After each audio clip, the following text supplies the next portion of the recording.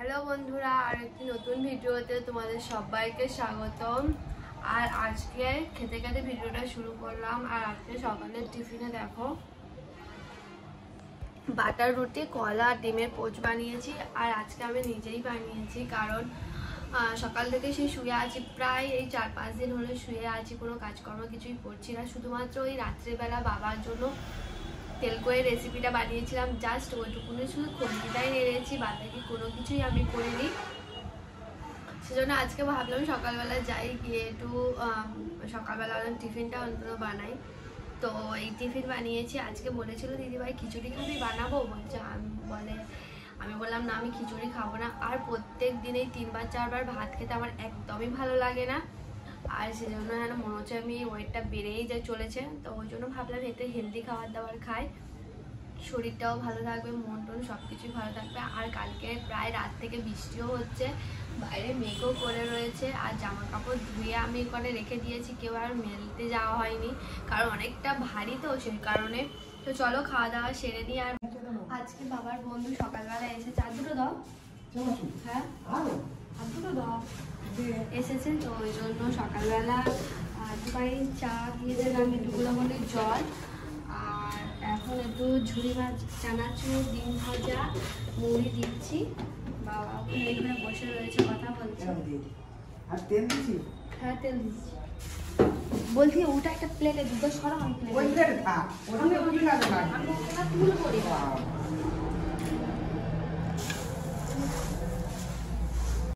আজকে বাবা দেখো কত মাছ এনেছে, কাতলা মাছ, পোনা মাছ, বাটা মাছ, সব মাছ, আর সাথে এনেছে চিংড়ি। আজকে চিংড়িটা এনেছে আমার বর, চিংড়ি সবজি বর এনেছে, আর শুধু মাছ এনেছে বাবা।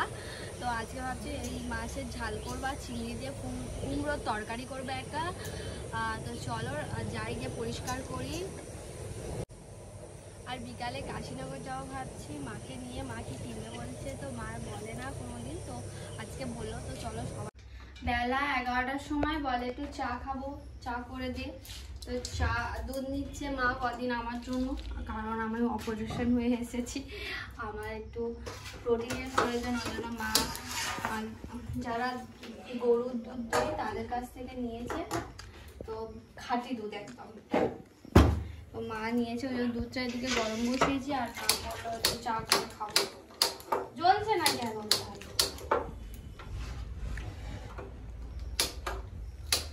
কি হলো গ্যাসটা? গ্যাসও গ্যাস।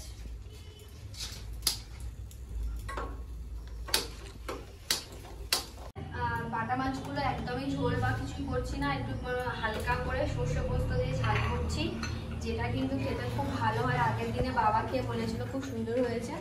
তো সেই জন্য এখানে এই মাছগুলো দিয়ে দেবো, এক এক করে সব কটা মাছ এখানে দিয়ে দিচ্ছি। তো এখানে দিয়ে দিচ্ছি এই বড় মাছের পিসটা, হচ্ছে বাবার জন্য রেখেছি। বাবা এরকম ঝোলের থেকে বেশি ঝাল খেতে ভালোবাসে, পছন্দ করে, ওই জন্য এইরকম ঝাল বলেছে আমার জন্য করলে এরকম ঝালই করবি, আর ঝোল টোল করবি না আমার জন্য। তো সেজন্য বেশি করে রাখছি, ও বেলাতে বাবা যাতে খেতে পারে। ঢাকা দিয়ে দিচ্ছি যাতে একদম দমে হয়ে যায়, একদম লো ফ্লেম করেছি, তো হয়ে যায়। আর উনুনিতে বসিয়েছি কুমড়ো আলুর তরকারি, ওটাও করে নেব। আর আজকে ভাবছি মাছের মাথা দিয়ে একটু ডাল করবো। তো টিফিন খাওয়া তো কমপ্লিট হয়ে গেছে, এবারে ওষুধ খাওয়ার টাইম। তো এবারে ওষুধ একটা খাবো, আর সব ওষুধ প্রায় শেষ হয়ে গেছে, শুধুমাত্র এই ওষুধটাই পড়ে রয়েছে। তো এটা খাবার পর তো এখান থেকে আমি একটা বের করে নেব। আর আজকের ওয়েদারটা খুব সুন্দর, বাইরে হালকা রোদ, হালকা মেঘ, আর খুব বৃষ্টি হয়েছে কালকে। আর তোমাদের দিকে বৃষ্টি হয়েছে কিনা অবশ্যই কমেন্ট করে জানাবে। তো চলো ওষুধটা আমি খেয়ে নিই। আর একটা আজ এই দুটো ওষুধ ছিল না, কি বিশ্রী একটা গন্ধ ছিল, খেলেই যেন মনে হতো গা গোলাচ্ছে এরকম একটা ব্যাপার। তো এই ওষুধটা বেশ ভালোই, গন্ধ নেই। তো এটাই রয়েছে, আর দুটো রয়েছে, হয়তো কালকে খেলে কমপ্লিট হয়ে যাবে। তো ওষুধটা এবার খেয়ে নেবো। বেদানাগুলো ছিল, আর সৌভিকের বন্ধু যখন এসেছিল আমাকে দেখতে, তো ওই দাদাটা আমার জন্য বেদানা, আপেল এগুলো কিনে দিয়ে গেছিলো। তো তার মধ্যে কালকে একটা খেয়েছি, কালকেটা অতটাও মানে লাল ছিল না, মানে হালকা লাল লালচে মতো ছিল আপাতত, আর মিষ্টি খুব ছিল, ভালো বেশ মিষ্টি ছিল, লাল না হোক। কিন্তু আজকেটা দেখো পুরো একদমই সাদা। তা এরা দাদাটাকে ঠকিয়ে দিয়েছে, কারণ দাদা খুব একটা বাজার হাট কিছুই করে না, ওনার বাবাই করে, আর আমার জন্য উনি কলকাতা থেকে এনেছে। আর এমনভাবে কিন্তু প্রত্যেকটা মানুষ ফলোয়াররা বলে এটা ভালো হবে, নিয়ে যাও না নিয়ে যাও না, জোর করে চাপিয়ে দেয়, আর এরকমভাবে ঠকিয়ে যায়। মায়ের সাথে একটু যাব কেনাকাটা করতে, তো সেজন্য এই জামাটা আয়রন করে নিচ্ছি। এই জামাটা অনেক পরবো বলে যাব। আর মা সেরকম আমাকে সবসময় সব কিছু দেয়, টাকা দেয়, বেশিরভাগ বলে যে তোর পছন্দ মতো তুই কিছু কিনে নিস। কিন্তু আমি আজকে ভাবছি মাকে নিয়ে যাব, যে কিছু একটা কিনে দেবো ভাবছি। তো বলছিল আমার ব্লাউজ নেই, ব্লাউজ কিনবো, তো বলছিল এখান থেকে কিনবো, কিন্তু আমি ভাবলাম না, চলো কাশীনগরে গেলে ওখানে ভালো ভালো জামা আর ভালো কোয়ালিটির পাওয়া যায়, ওই জন্য ভাবলাম যে যাবো।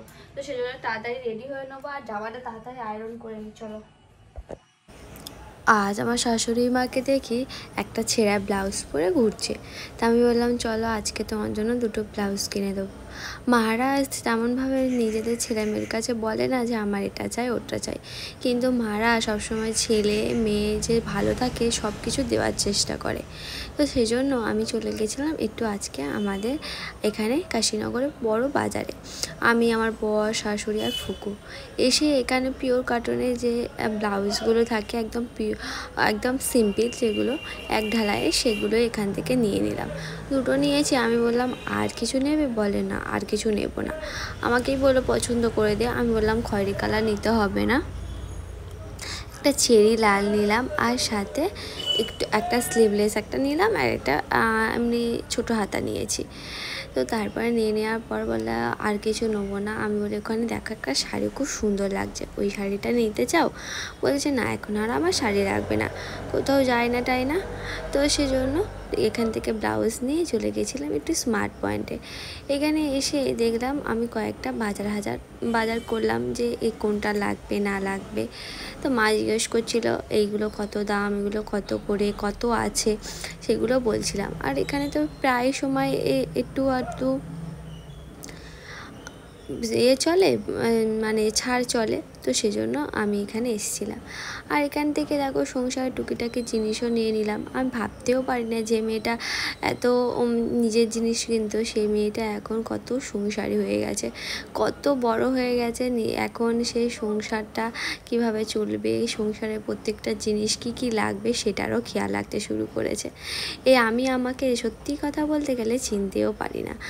দিদিভাই বলছিল কয়েকদিন আগে পোলাও করব বা ফ্রাইড রাইস করব, তো ওই জন্য ভাবলাম এখান থেকে 2 কেজির মতো চালও নিয়ে যায়, কারণ এখানে চালেরও অফারও আছে এখানে। তো সেজন্য এখান থেকে 2 কেজি চালটা বেশ ভালো বাসমতি রাইস সেটা নিলাম। আর এখান থেকে আমাদের এখানে আমার শাশুড়ি মা বললো চল একটু ঘুগনি মুড়ি খাই।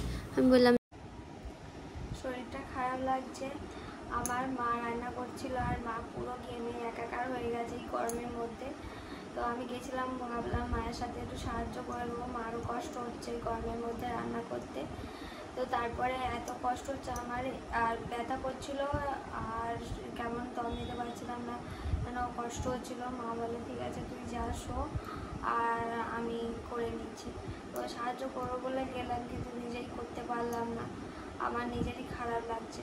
তো মা বলে তুই যা, আমি ঠিক করে নেবো। আজকে রাত্রিবেলা মা রান্না করেছে এই পটল ভাজা আর মাছের ঝাল আর ভাত, আর তেমন কিছু করেনি। আর আজকে বেশি রাত হয়নি, তাড়াতাড়ি খেয়ে শুরু